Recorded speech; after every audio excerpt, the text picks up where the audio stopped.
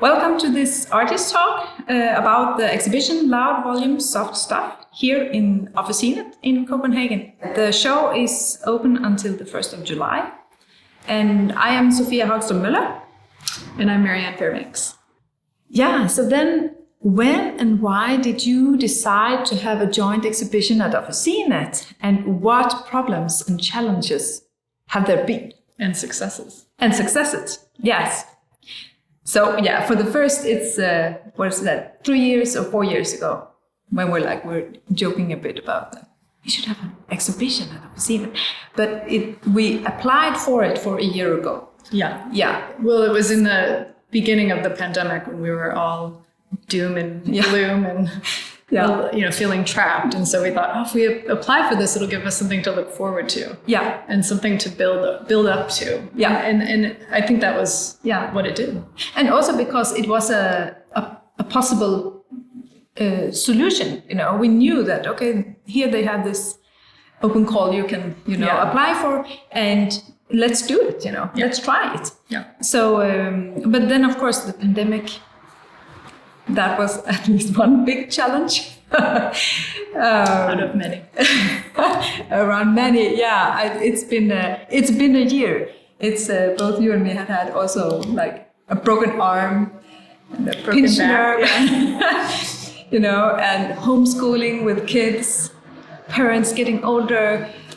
Yeah. So, but it has been really, really fantastic to have this project. I mean, I've never worked so much online creatively as with you, sending pictures, sending just an SMS with a title, or sending a bird with like 2 colors.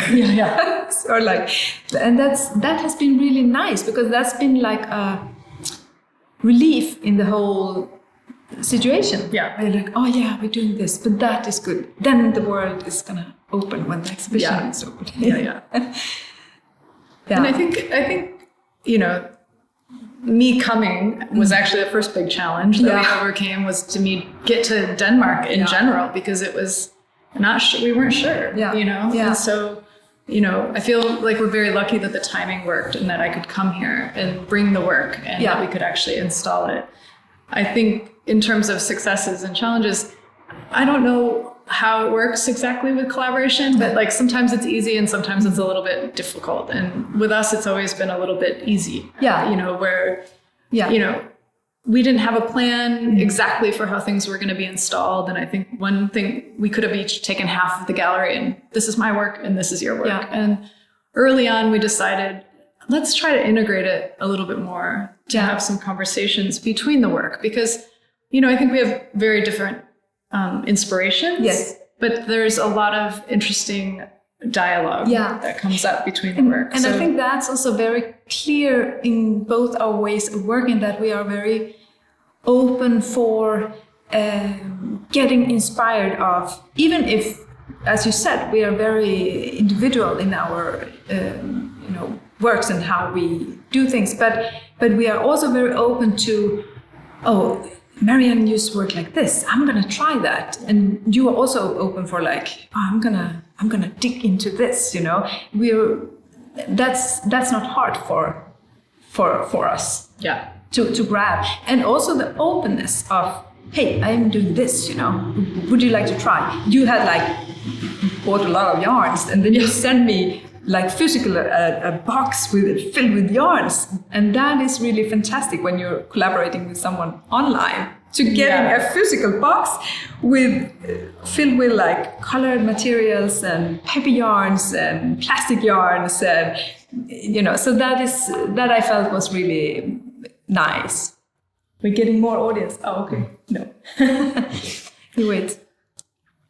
But also, I sent you a box of materials, but you sent me weavings. We did send little sketches back and forth. So we really were working to find ways to make a physical exchange, even when we were, an ocean apart and only digital. So we knew the material exchange, an idea exchange could transcend into material. Yeah. So the posting back and forth was quite good. And it's always fun to open a package. And we also had this shared folder. Putting in ideas. I don't know, crazy a lot of ideas. then it's how did you develop the aesthetics starting point for this exhibition together? For example, color, materials, weaving. And I think we already talked about this, but like the weaving pattern, I think it's been very interesting. For me, I took like one specific weaving pattern made from, or not made from, but my grandmother used it a lot in her homemade textile. It's a Swedish, it's a Scandinavian weaving pattern called daldrell, or drell. And flower, does it mean flower? Is that right? Well, it will make a kind of flower shape, but actually the drell is more like an overall name, but the daldrell is from that place in Sweden. There is also a Smålandsdrell where I'm from. Not as beautiful, but I shouldn't say that. So, but I don't know. It's because my grandmother she loved that, and when I see her textiles, she also made like a lot of others. But they're very common in her textiles. So I just grabbed that pattern. I mean, I also like other patterns, but I grabbed that one and I transferred it into drawings and to the apparel medium and tried to make the outline of it. And in the weavings, I've used it both as a binding in the textile, but also as a pattern. And then I think we also have met each other's way of working with the pattern, because you have worked with it as a graphical pattern instead. So I think the weaving pattern has been really, is it the weaving binding or is it pattern? And now maybe I jump over to other questions, but then I'm thinking of, because we went over to another material, media, and we're using non-woven material with a weaving pattern on top of that. Yeah. And then I think it's become quite interesting. Yeah.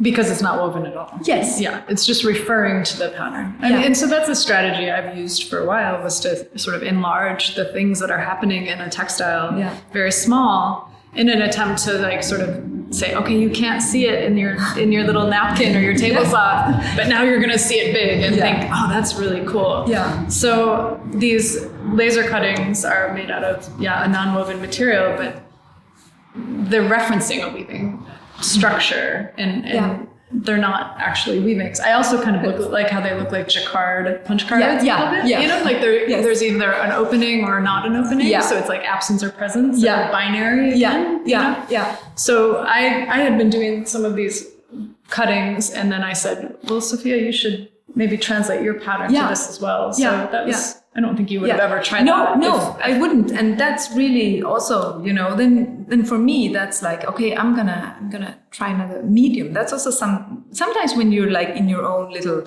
tradition, you're like, no, I'm a weaver. But here I'm like, but it's the pattern that matters in this project. Yeah. So, but also the spray paint. And the spray paint. Yes. Because that was the question, is how did you develop the aesthetic?